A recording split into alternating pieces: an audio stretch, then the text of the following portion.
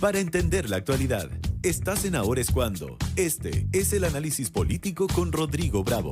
¿Cómo te va, Rodrigo Bravo? También hincha cruzado que se sacó foto con Juan Tagle. Sí, Juan Tagle, gran representante de Católica, siempre con algún inconveniente. El fútbol trae dificultades, pero todos con expectantes de ver el debut. Yo creo que el amante del fútbol está expectante con ver el debut en un partido de primera de fútbol masculino, porque ya uno femenino de San Carlos de Apoquindo. Así es. Oye, pero ayer el día, que estuvo muy intenso en materia noticiosa, nos marcó la pauta con la salida de Mario Marcel. Miremoslo en clave política, porque lo analizamos en clave económica con José Tomás Santamaría, el director del Diario Financiero, en su momento. Sí, tú lo mencionaste, pero vale la pena reiterarlo. Y yo creo que a muchos papás les quedó dando vuelta el rol humano que ayer manifestó Mario Marcel, que no estábamos muy acostumbrados, cuando él dice, parafraseando, que una cosa es dedicarle tiempo de calidad a los hijos, pero otra es dedicarle tiempo que los hijos necesitan.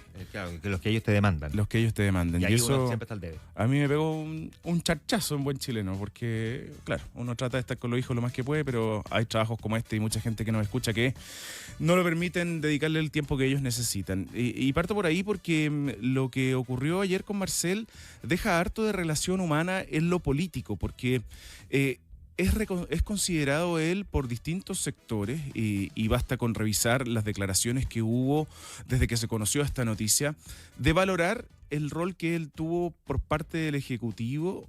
Uno, de despegarse un poco del frente amplismo con el cual llega a La Moneda el presidente Gabriel Boric y su equipo más cercano, sin esto catalogarlo como algo malo, pero algo que distanciaba políticamente en particular a los sectores de la oposición. Por ejemplo, con el Partido Republicano, con quien tuvo mayor distancia y quien votó en varias oportunidades en contra de las iniciativas que en materia política intentaba aprobar el gobierno. Incluso ellos reconocen que fue una persona accesible, que tuvo en momentos claves espacios, por ejemplo, Juanma, para conversar en privado, y que nunca nos enteramos, con distintos representantes de ese partido para evaluar distintas propuestas que La Moneda quería llevar adelante, por supuesto con un distanciamiento con ese partido muy grande, con la aprobación de la reforma de pensiones.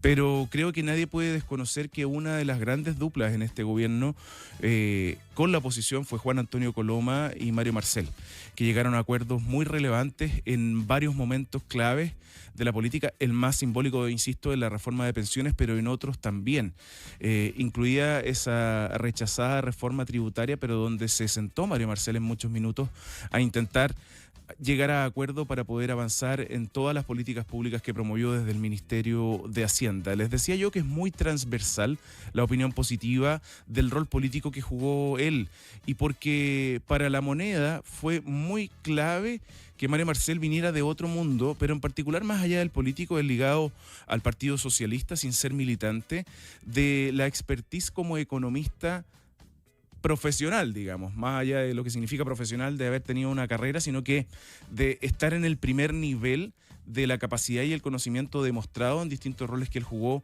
en otros gobiernos de la Concertación y en particular en el Banco Central. Fue Mario Marcel una de las principales voces para cuestionar y criticar la intención, y finalmente cuando lo concretaron en 3 oportunidades, la aprobación del retiro del 10% de la reforma de pensiones, y eso también lo ubica en una posición distante de muchos de los sectores, en particular oficialistas hoy día, pero también opositores que aprobaron estas iniciativas. Mario Marcel deja el gobierno con una preocupación que nadie podría desconocer también, que genera el nuevo ministro Nicolás Grau, Juanma, porque uno, no tiene ese vínculo, porque está envuelto en distintas polémicas que en los últimos meses ha marcado para generar una desconfianza incluso de sectores oficialistas, más allá de Fidel Espinosa, que fue una de las personas que intensamente lo criticó por la ley de fraccionamiento, que a fin de cuentas igual se aprobó, con una dificultad ahí en las cifras entre medio, que se pidió la cabeza del subsecretario, pero también de él, no tiene los mismos puentes y la relación política que hoy día tiene, con el fantasma que vuelve a ser la billetera fiscal estar en manos del Frente Amplio. Porque tanto la directora de presupuesto como el Claro. ministro de Hacienda son del Frente Amplio. Claro, efectivamente. Y por eso se está esperando que Álvaro García, el ayer nombrado sucesor de Nicolás Grau en el Ministerio de Economía, militante del PPD, jefe programático en materia económica de la reciente candidatura presidencial de Carolina Toá, tenga un rol muy relevante en este diálogo con el Parlamento. El Parlamento está en alerta, te diría yo, con lo que va a venir teniendo la experiencia de haber negociado con Mario Marcel. Me escribe un diputado en este mismo minuto, dice, él es muy preparado técnicamente, pero tenía pocas habilidades blandas, pero eso fíjate que no lo reconocen mucho.